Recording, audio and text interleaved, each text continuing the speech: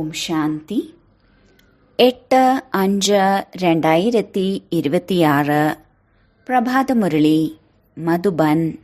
മധുരമായ കുട്ടികളെ, ഇപ്പോൾ നിങ്ങൾ ശൂദ്രകുലത്തിൽ നിന്ന് ബ്രാഹ്മണ കുലത്തിലേക്ക് വന്നിരിക്കുന്നു. ബാബ ബ്രഹ്മമുഖത്തിലൂടെ നിങ്ങളെ ദത്തെടുത്തിരിക്കുന്നു. അതുകൊണ്ട് ഈ സന്തോഷത്തിൽ കഴിയൂ. ചോദ്യം: ബ്രാഹ്മണ കുലത്തിലുള്ള കുട്ടികൾക്ക് മാത്രം മനസ്സിലാക്കാൻ സാധിക്കുന്ന ഏത് ഗൂഹ്യമായ രഹസ്യമാണ് ഉള്ളത്? ഉത്തരം: നിരാകാരനായ ശിവബാബ നമ്മുടെ പിതാവാണ്. ബ്രഹ്മാവ് നമ്മുടെ അമ്മയാണ്. നിരാകാരനായ ഭഗവാൻ എങ്ങനെയാണ് നമ്മുടെ മാതാവും പിതാവും ബന്ധുവും സഖാവുമായി മാറുന്നതെന്ന ഗൂഹ്യവും ഗുപ്തവുമായ രഹസ്യം ബ്രാഹ്മണ കുലത്തിലുള്ള കുട്ടികൾക്ക് മാത്രമേ മനസ്സിലാക്കാൻ സാധിക്കൂ. അതിലും ആരാണോ ദൈവിക കുലത്തിൽ ഉയർന്ന പദവി പ്രാപ്തമാക്കുന്നവർ, അവർക്ക് മാത്രമേ ഈ രഹസ്യം യഥാർത്ഥ രീതിയിൽ മനസ്സിലാക്കാൻ സാധിക്കൂ. ഓം ശാന്തി. കുട്ടികൾ ഇവിടെ ഇരിക്കുന്നുണ്ട്. നമ്മുടെ ബാബ്ദാദ വന്നു കഴിഞ്ഞു എന്ന് മനസ്സിലാക്കുന്നുണ്ട്. ബാബ ദാദയോടൊപ്പം ഒരുമിച്ചാണ്. അതിനാൽ ബാബ്ദാദ വന്നു എന്ന് പറയും. ബാബ ടീച്ചറുമാണ്. ബാബയ്ക്ക് ദാദയില്ലാതെ ഒന്നും പറയാൻ സാധിക്കില്ല. ഇത് പുതിയ കാര്യമാണല്ലോ. അതിനാൽ ബുദ്ധി പ്രയോഗിക്കണം. അജ്ഞാനകാലത്തിലും ഒന്നിനെ തന്നെയാണ് ഓർമ്മിക്കുന്നത്. നമ്മുടെ ഗുരു ഇന്ന സ്ഥലത്തുണ്ടെന്ന് പറയും. അവരുടെ ശരീരത്തിൻ്റെ പേര് അറിയാം. നമ്മുടെ അച്ഛനും അമ്മയും ഇന്ന സ്ഥലത്തുണ്ടെന്ന് പറയുന്നു. അവരുടെ നാമരൂപത്തെക്കുറിച്ച് പറയാറുണ്ട്. എന്നാൽ മനുഷ്യർ ചുരുക്കി എഴുതിയിരിക്കുകയാണ്. മനുഷ്യരുണ്ടാക്കിയതിൽ എന്തെങ്കിലുമൊക്കെ തെറ്റുകൾ ഉണ്ടായിരിക്കും. അങ്ങ് തന്നെയാണ് മാതാവും പിതാവും എന്ന മഹിമ ഒരാളുടേതാണ്. ബ്രഹ്മാവിന് ഇങ്ങനെ ഒരു മഹിമയില്ല. ബ്രഹ്മാവിൻ്റെ നാമവും രൂപവും ബുദ്ധിയിലേക്ക് വരാറില്ല. വിഷ്ണുവിൻ്റെയും ശങ്കരൻ്റെയും വരാറില്ല. പാടുന്നുണ്ട്: അങ്ങ് മാതാവും പിതാവും ഞങ്ങൾ അങ്ങയുടെ സന്താനങ്ങളാണ്. എന്നാലും ബുദ്ധി മുകളിലേക്കാണ് പോകുന്നത്. കൃഷ്ണനെ ആർക്കും ഓർമ്മിക്കാൻ സാധിക്കില്ല. ഓർമ്മിക്കുന്നത് നിരാകാരനെ തന്നെ ആയിരിക്കും. ബാബയുടെ മഹിമയാണ് ഉള്ളത്. അതിനാൽ ബാബ മനസ്സിലാക്കി തരുന്നു, ഇവിടെ ഇരിക്കുമ്പോൾ ലൗകിക സംബന്ധങ്ങളിൽ നിന്നും ബുദ്ധിയോഗം ഇല്ലാതാക്കി പാരലൗകിക അച്ഛനെ ഓർമ്മിക്കൂ. ഈ സമയം ബാബ സന്മുഖത്താണ്. ഭക്തി മാർഗത്തിൽ പാടുമ്പോൾ കണ്ണ് മുകളിലേക്കാക്കിയിട്ടാണ് പറയുന്നത്: അങ്ങ് മാതാവും പിതാവും അല്ലയോ ഭഗവാനെ എന്ന് പറഞ്ഞാണ് ഓർമ്മിക്കുന്നത്. ഭഗവാൻ എന്ന് പറയുമ്പോൾ ശിവലിംഗത്തെ പോലും ഓർമ്മിക്കുന്നില്ല. തത്തമ്മയെ പോലെ വെറുതെ പാടിക്കൊണ്ടേയിരിക്കും. ലക്ഷ്മി നാരായണനെക്കുറിച്ച് പോലും ഒരിക്കലും ഇങ്ങനെ പറയാൻ സാധിക്കില്ല. കാരണം മഹാരാജാവും മഹാറാണിയുമാണല്ലോ. അവരുടെ കുട്ടികൾ മാത്രമേ മാതാവും പിതാവുമാണെന്ന് പറയൂ. ബന്ധുവിന് പറയാൻ സാധിക്കില്ലല്ലോ. ഭക്തർ പതിത പാവന എന്നു പാടുന്നുണ്ട്. എന്നാൽ ബുദ്ധിയിൽ ശിവലിംഗമായിരിക്കണമെന്നില്ല. അല്ലയോ ഭഗവാനെ എന്ന് വെറുതെ പറയുന്നു. ഇത് ആരോടാണ് പറയുന്നത് എന്നതൊന്നും അറിയുന്നില്ല. ഞാൻ ആത്മാവാണ് വിളിക്കുന്നതെന്ന ജ്ഞാനമുണ്ടായിരുന്നുവെങ്കിൽ നിരാകാരനായ പരമാത്മാവിനെയാണ് വിളിക്കുന്നതെന്ന് മനസ്സിലാക്കും. പരമാത്മാവിൻ്റെ രൂപം ലിംഗമായിയാണല്ലോ കാണിച്ചിരിക്കുന്നത്. യഥാർത്ഥ രീതിയിൽ ആരും പരമാത്മാവിനെ ഓർമ്മിക്കുന്നില്ല. അവരിൽ നിന്ന് എന്ത് പ്രാപ്തിയാണ് ഉണ്ടാവുക, എപ്പോഴാണ് ഉണ്ടാവുക എന്നൊന്നും അറിയില്ല. നിങ്ങൾക്കും അറിയില്ലായിരുന്നു. ഇപ്പോൾ ബാബയുടേതായി മാറിയിരിക്കുന്നു. നിങ്ങൾക്കറിയാം, നമ്മെ ശിവബാബ ബ്രഹ്മാവിലൂടെ തന്റെ സന്താനമാക്കി മാറ്റി. ഈ ബ്രഹ്മാവ് അമ്മയാണ്. ഈ ബ്രഹ്മാവാകുന്ന അമ്മയിലൂടെ ശിവബാബ ദത്തെടുത്തിരിക്കുകയാണ്. ഈ സമയം നിങ്ങൾക്ക് നല്ല രീതിയിൽ അറിയാം, നമ്മൾ ശിവബാബയുടെ കുട്ടികളാണ്. സാകാരത്തിൽ പ്രജാപിത ബ്രഹ്മാവിന്റെ കുട്ടികളാണ്. പ്രജാപിത ബ്രഹ്മാവിലൂടെയാണ് മനുഷ്യ സൃഷ്ടി രചിക്കുന്നത്.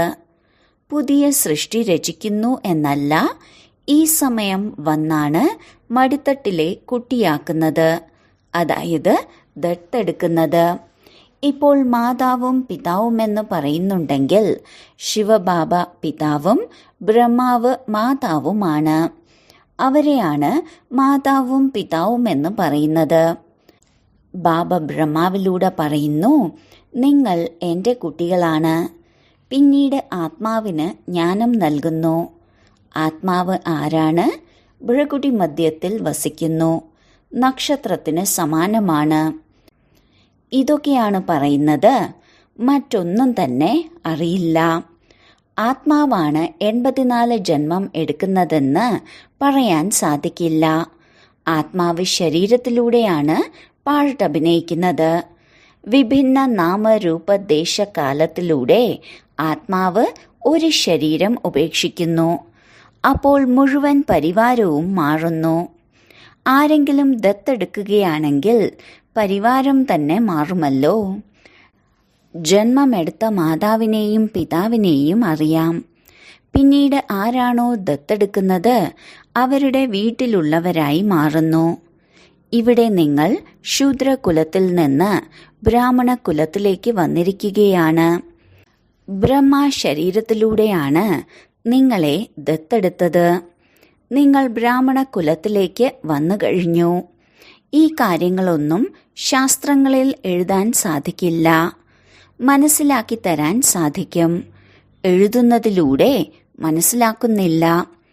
ഇപ്പോൾ നിങ്ങൾക്ക് തന്നെയാണ് അറിയുന്നത്, നമ്മൾ പരംപിത പരമാത്മാവിന്റെ സന്താനങ്ങളായി മാറിയിരിക്കുന്നു. ബ്രഹ്മാവ് അമ്മയാണ്. ബ്രഹ്മാവിനെ പ്രജാപിതാവെന്നാണ് പറയുന്നത്. ബ്രഹ്മാവിലൂടെയാണ് നിങ്ങൾ കുട്ടികളെ ദത്തെടുക്കുന്നത്. ഇതെത്ര ഗുപ്തമായ കാര്യങ്ങളാണ്. സന്മുഖത്തുള്ളവർക്കല്ലാതെ മറ്റാർക്കും മനസ്സിലാക്കാൻ സാധിക്കില്ല. ഈ ബ്രാഹ്മണ കുലത്തിലുള്ളവർക്ക് മാത്രമേ മനസ്സിലാക്കാൻ സാധിക്കൂ. അവർ ദൈവിക കുലത്തിൽ ഉയർന്ന പദവി പ്രാപ്തമാക്കുന്നവരായിരിക്കും. പുതിയവരാരുടെയും ബുദ്ധിയിൽ ഈ കാര്യങ്ങൾ ഇരിക്കില്ല. ആർക്കും മനസ്സിലാക്കി കൊടുക്കാനും സാധിക്കില്ല. നിങ്ങളിലും സംഖ്യാക്രമമനുസരിച്ചാണ് ബുദ്ധിയിൽ ഇരിക്കുന്നത്. അങ്ങ് തന്നെയാണ് മാതാവും പിതാവും. ഓർമ്മിക്കേണ്ടത് ശിവബാബയെയാണ്. മാതാവും പിതാവുമെന്ന് പറയുന്നുവെങ്കിൽ ഒരച്ഛൻ എങ്ങനെയാണ് മാതാവും പിതാവുമായി മാറുന്നത്? ഈ കാര്യങ്ങൾ മറ്റാർക്കും മനസ്സിലാക്കി കൊടുക്കാൻ സാധിക്കില്ല. ശാസ്ത്രങ്ങളിൽ വ്യാസൻ എഴുതിയതെല്ലാം മനുഷ്യർ മനഃപാഠമാക്കി വെച്ചു. അതുപോലെ നിങ്ങൾക്കും പറഞ്ഞു തന്നത് നിങ്ങളും മനഃപാഠമാക്കി വെച്ചു. പുതിയ മനുഷ്യർക്ക് മനസ്സിലാക്കാൻ ബുദ്ധിമുട്ടാണ്. ഇവിടെ ഇരിക്കുന്നവർക്കാണെങ്കിലും അത്രയൊന്നും ആർക്കും മനസ്സിലാക്കി കൊടുക്കാൻ സാധിക്കില്ല. നിങ്ങൾ ആത്മാവാണ്. നിങ്ങളുടെ പിതാവ് പരമപിത പരമാത്മാവാണ്. പരിധിയില്ലാത്ത ബാബ തന്നെയാണ് പരിധിയില്ലാത്ത സമ്പത്ത് നൽകുന്നത്. സമ്പത്ത് നൽകിയിരുന്നു. പിന്നീട് പുനർജന്മം എടുത്തെടുത്ത് 84 ജന്മങ്ങൾ പൂർത്തിയാക്കി. ഇപ്പോൾ ബാബ വീണ്ടും സമ്പത്ത് നൽകാനായി വന്നിരിക്കുകയാണ്. ഇതാർക്കും മനസ്സിലാക്കി കൊടുക്കാൻ എത്ര സഹജമാണ്. നിങ്ങൾ മാതാവെന്നും പിതാവെന്നും ആരെയാണ് പറയുന്നതെന്ന് ചിന്തിക്കേണ്ട കാര്യമാണല്ലോ. ബ്രഹ്മാവിലൂടെ ദത്തെടുക്കുമ്പോൾ തീർച്ചയായും പാലിക്കുന്നതിനായി ഒരു മാതാവും വേണമല്ലോ. ഡ്രാമയിലെ പദ്ധതി അനുസരിച്ച് വിശിഷ്ട സന്താനത്തിനാണ് ജഗദംബയുടെ പദവി നൽകുന്നത്. പുരുഷനെ ജഗദംബ എന്ന് പറയാൻ സാധിക്കില്ല. ബ്രഹ്മാവിനെ ജഗത് പിതാവെന്നാണ് പറയുന്നത്. പ്രജാപിതാവ് എന്ന പേര് വളരെ പ്രസിദ്ധമാണ്. ശരി, പ്രജാമാതാവ് എവിടെ? അതിനാലാണ് മാതാവിനെ ദത്തെടുക്കുന്നത്. ആദിദേവനുണ്ട്, എന്നാലും ആദിദേവിയെയാണ് ദത്തെടുത്തിരിക്കുന്നത്. ഒരേ ഒരു ജഗദംബയ്ക്ക് മാത്രമാണ് മഹിമയുള്ളത്. ജഗദംബയ്ക്ക് എത്ര മേളയാണ് ഉണ്ടാക്കുന്നത്. അതിനാൽ അവരുടെ കർത്തവ്യത്തെക്കുറിച്ച് ആർക്കും അറിയില്ല. കൽക്കത്തയിൽ കാളിയുടെ ക്ഷേത്രമുണ്ട്. ബോംബെയിലും ജഗദംബയുടെ ക്ഷേത്രമുണ്ട്. മുഖം വ്യത്യസ്തമാണ്. ആരാണ് ജഗദംബ? ഇതാർക്കും അറിയില്ല. ജഗദംബയെയും ഭഗവതി എന്ന് പറയുന്നു. ജഗദംബയെ ഭഗവതി എന്ന് പറയാൻ സാധിക്കില്ല. ജഗദംബ ബ്രാഹ്മണിയാണ്, ജ്ഞാനേശ്വരിയാണ്. ജഗദംബയ്ക്ക് ബാബയിൽ നിന്നാണ് ജ്ഞാനം ലഭിച്ചത്. നിങ്ങളെല്ലാവരും ജഗദംബയുടെ കുട്ടികളാണ്. ജ്ഞാനം കേട്ട് പിന്നീട് കേൾപ്പിക്കുന്നു. നിങ്ങളുടെ കർത്തവ്യം തന്നെ ഇതാണ്. നിങ്ങളെ പഠിപ്പിക്കുന്നത് ഈശ്വരനാണ്, ഒരു മനുഷ്യനുമല്ല പഠിപ്പിക്കുന്നത്. ഈ ബ്രഹ്മാവും മനുഷ്യനല്ലേ? മനുഷ്യർക്ക് ആരെയും പാവനമാക്കി മാറ്റാൻ സാധിക്കില്ല. മനുഷ്യരുടെ ബുദ്ധി ഡള്ളായത് കാരണം ഒന്നും മനസ്സിലാക്കുന്നില്ല. പതിത പാവനൻ ഒരു ബാബ തന്നെയാണ്. ബാബ വരുന്നത് തന്നെ പതിതരെ പാവനമാക്കി മാറ്റാനാണ്. ഈ മുഴുവൻ ലോകവും തമോ പ്രധാനമാണ്. എല്ലാവരും പതിതരാണ്. പുതിയ ലോകം പാവനവും പഴയ ലോകം പതിതവുമാണ്. പഴയ ലോകത്തിൽ നരകവാസികളാണ്, പുതിയ ലോകത്തിൽ സ്വർഗവാസികളും. സത്യയുഗത്തിൽ ഭാരതവാസികളായ ദേവീ ദേവതകൾ മാത്രമായിരിക്കും, മറ്റാരും ഉണ്ടായിരിക്കുകയില്ല എന്ന ബുദ്ധിയിലുണ്ട്. ഇപ്പോൾ നിങ്ങൾ കുട്ടികൾക്ക് ഈ ജ്ഞാനം ലഭിച്ചു കഴിഞ്ഞു. പുതിയ ലോകത്തിൽ ആദ്യം സൂര്യവംശി ദേവതകളായിരുന്നു, പിന്നീട് ചന്ദ്രവംശികളായി. അപ്പോൾ സൂര്യവംശികൾ ജീവിച്ചു പോയവരാണ്. ചന്ദ്രവംശിക്ക് ശേഷം പിന്നീട് വൈശ്യവംശികളാണ് വരുന്നത്. ആദ്യം ലക്ഷ്മി നാരായണന്റെ രാജ്യമുണ്ടായിരുന്നു. ശരി, അവർക്ക് മുൻപ് ആരായിരുന്നു എന്ന് ആർക്കും മനസ്സിലാക്കാൻ സാധിക്കില്ല. നിങ്ങൾ കുട്ടികൾക്ക് ബാബ ചക്രത്തിന്റെ രഹസ്യത്തെക്കുറിച്ച് മനസ്സിലാക്കി തന്നിട്ടുണ്ട്. ദ്വാപരയുഗത്തിൽ വൈശ്യവംശികളാണ്, കലിയുഗത്തിൽ ശൂദ്രവംശികളാണ്. ഇപ്പോൾ നിങ്ങൾക്കറിയാം, നമ്മൾ ബ്രാഹ്മണരായി. നിങ്ങളെ ബാബ തന്റേതാക്കി മാറ്റി. അർത്ഥം, ശൂദ്രധർമ്മത്തിൽ നിന്ന് ദേവതാധർമ്മത്തിലേക്ക് മാറ്റിയിരിക്കുന്നു. ഇപ്പോൾ സൂര്യവംശികളും ചന്ദ്രവംശികളുമില്ല, ലക്ഷ്മി നാരായണന്റെ രാജ്യവുമില്ല, രാമരാജ്യവുമില്ല. ഇപ്പോൾ കലിയുഗത്തിന്റെ അവസാനമാണ്. കലിയുഗത്തിന് ശേഷം തീർച്ചയായും സത്യയുഗം വരും. കലിയുഗത്തിൽ ഈ പഴയ പതിതമായ ലോകമാണ്, മഹാദുഃഖിയാണ്. അതുകൊണ്ടാണ് ദേവതകളുടെ മഹിമ പാടുന്നത്, അവരുടെ മുന്നിൽ പോയി നമസ്കരിക്കുന്നത്. ശരി, ലക്ഷ്മി നാരായണന് ഈ രാജ്യം നൽകിയത് ആരാണ്? ഇത് പറയാൻ സാധിക്കുന്നവർ ആരെങ്കിലും ഉണ്ടോ? ആരുടെയും ചിന്തയിൽ പോലും ഇതുണ്ടായിരിക്കില്ല. കാരണം എല്ലാവരുടെയും ബുദ്ധിയിൽ ഇപ്പോൾ കലിയുഗത്തിന് ബാല്യ അവസ്ഥ എന്നാണ് ചിന്തിച്ചിരിക്കുന്നത്. ഇനിയും 40,000 വർഷങ്ങളുണ്ട്. അതിനാൽ അവർക്ക് നമ്മെപ്പോലെ ചിന്ത വരില്ല. പല കുട്ടികളും പറയുന്നുണ്ട്, എനിക്ക് ഓർമ്മ നിൽക്കുന്നില്ല എന്ന്. എന്തുകൊണ്ട് നിൽക്കുന്നില്ല? കാരണം അതിരാവിലെ എഴുന്നേറ്റ് ഓർമ്മയിലിരുന്ന് ധാരണ ചെയ്യാത്തത് കൊണ്ട്. മനസ്സിലാക്കുന്നുണ്ടെങ്കിലും ആർക്കും മനസ്സിലാക്കി കൊടുക്കാൻ സാധിക്കില്ല. എല്ലാവർക്കും ഒരുപോലെ വിവേകശാലിയായി മാറാൻ സാധിക്കില്ലല്ലോ. വിവേകശാലികളും വേണം, വിവേകശൂന്യരും വേണം. നല്ല വിവേകശാലികൾ രാജാവും റാണിയുമായി മാറും. ആര് എത്രത്തോളം കൂടുതൽ മനസ്സിലാക്കുകയും മനസ്സിലാക്കി കൊടുക്കുകയും ചെയ്യുന്നുണ്ടോ അവരുടെ പേര് പ്രശസ്തമാവുകയും ചെയ്യുന്നു. പ്രദർശനികളെല്ലാം ഉണ്ടാകുമ്പോൾ പറയുന്നു, ബാബ ഇന്നയാളെ വിടൂ എന്ന്. അപ്പോൾ ബാബ ചോദിക്കും, എന്താ നിങ്ങൾക്ക് മനസ്സിലാക്കി കൊടുക്കാൻ സാധിക്കില്ലേ? അപ്പോൾ അവർ പറയും, ബാബ അവർക്ക് പറഞ്ഞു കൊടുക്കാൻ നല്ല അഭ്യാസമുണ്ട്, ഞങ്ങൾ കുറച്ച് പാകപ്പെടാത്തവരാണ്. ബാബ സ്വയം പറയുന്നു, എവിടെ നിന്നെല്ലാം ക്ഷണം ലഭിക്കുന്നുവോ ആരെല്ലാമാണ് അതിൽ പങ്കെടുക്കുന്നതെന്ന് നിങ്ങൾ ബാബയ്ക്ക് എഴുതി അയക്കൂ. അപ്പോൾ നോക്കാം ആരെയെല്ലാം ഇവിടുന്ന് അയക്കണമെന്ന്. ക്ഷണക്കത്തിൽ സന്യാസിമാരുടെ പേരുണ്ടോ? അങ്ങനെയാണെങ്കിൽ നല്ല ഒരു ബ്രഹ്മകുമാരിയെ തന്നെ അയക്കണം. ശരി, കുമാർക്കയുണ്ട്, മനോഹറുണ്ട്, ഗംഗൈ ഉണ്ട്. ഇവരിൽ ആരെയെങ്കിലും അയക്കൂ.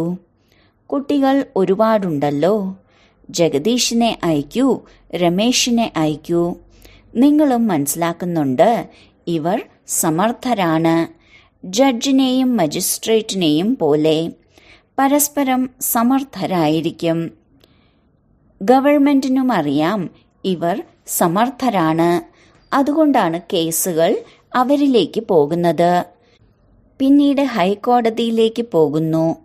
അതിനുശേഷം അതിനും മുകളിൽ. അതിലൂടെ ഒന്നും ശരിയായ തീരുമാനം ലഭിച്ചില്ലെങ്കിൽ പിന്നെ അതിനേക്കാളും മുകളിലേക്ക് പോകുന്നു. ഇവരോട് ദയ കാണിക്കൂ എന്ന് പറഞ്ഞ്. ഈ കാര്യങ്ങളെല്ലാം ഇവിടെയാണ് ഉള്ളത്. സത്യത്രേതായുഗത്തിൽ അല്ല. പിന്നീട് ദ്വാപരയുഗം മുതൽ രാജാ റാണിയുടെ രാജ്യമുണ്ടാകുന്നു. അവിടെ മഹാരാജാവും മഹാറാണിയുമാണ് കേസെല്ലാം സംരക്ഷിക്കുന്നത്. കേസും കുറച്ചു മാത്രമേ ഉള്ളൂ. ഇപ്പോൾ തമോ പ്രധാനവും പതീതവുമാണല്ലോ. ചക്രവർത്തിയുടെ അടുത്ത് കേസ് എത്തിക്കഴിഞ്ഞാൽ കുറച്ച് ശിക്ഷയെല്ലാം നൽകുന്നു. കടുത്ത തെറ്റാണെങ്കിൽ കടുത്ത ശിക്ഷ ലഭിക്കുന്നു.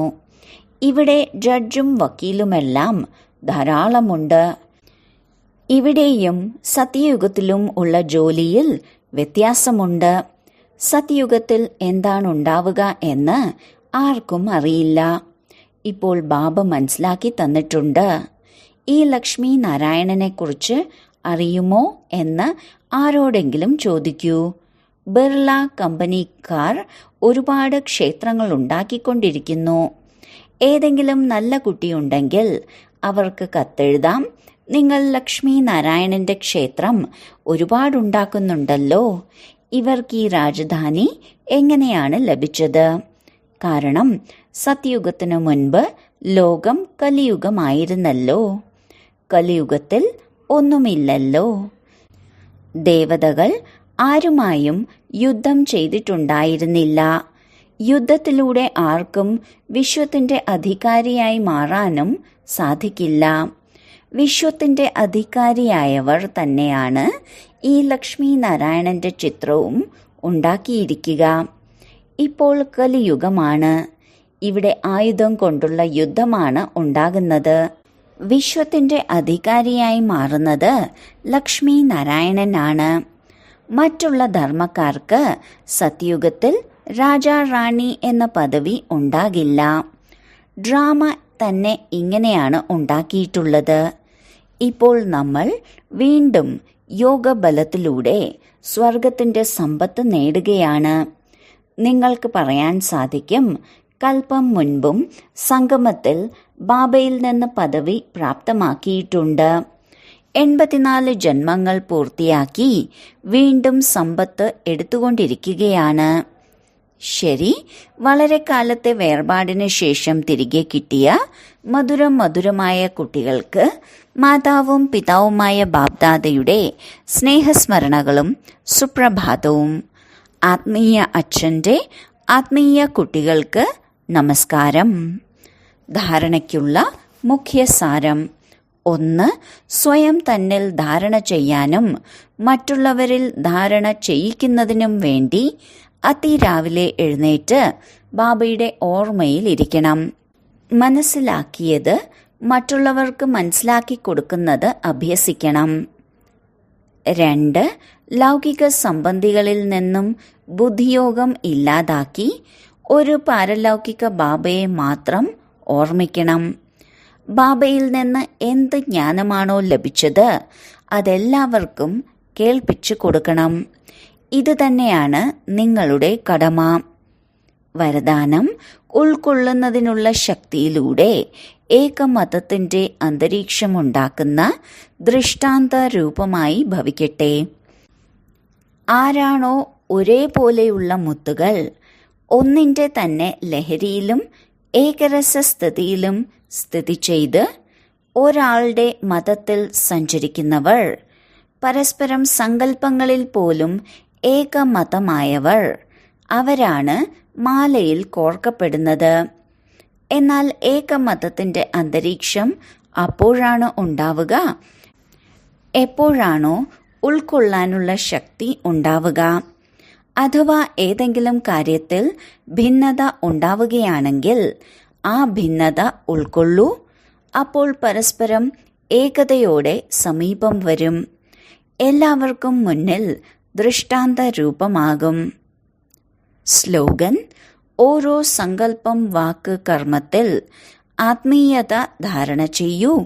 അപ്പോൾ സേവനത്തിൽ തിളക്കം വരും. അവ്യക്ത സൂചന: സദാ അചഞ്ചല, സുദൃഢ, ഏകരസസ്ഥിതിയുടെ അനുഭവം ചെയ്യൂ. ഏതെങ്കിലും വേദനാജനകമായ ദൃശ്യം കണ്ടുകൊണ്ടും ഒന്നും പുതിയതല്ല എന്ന പാഠം ആർക്കാണോ പക്ക ആയത് അവർ പരിഭ്രമിക്കുകയില്ല. എന്ത് സംഭവിച്ചു, എങ്ങനെ സംഭവിച്ചു, ഇത് സംഭവിച്ചു, വാർത്തകൾ കണ്ടും കേട്ടും ഡ്രാമയുടെ ഉണ്ടാക്കപ്പെട്ട ഭാവിയെ ശക്തിശാലിയായി കണ്ടും മറ്റുള്ളവർക്കും ശക്തി നൽകിയും പോകൂ. ലോകർ പരിഭ്രമിക്കുമ്പോൾ താങ്കൾ ഏകരസസ്ഥിതിയിൽ കഴിഞ്ഞ് ആ ആത്മാക്കളിൽ ശക്തി നിറയ്ക്കുന്നു. ആര് തന്നെ സമ്പർക്കത്തിൽ വന്നാലും അവർക്ക് ശക്തികളുടെ, ശാന്തിയുടെ ദാനം നൽകിക്കൊണ്ട് പോകൂ. ഓം ശാന്തി.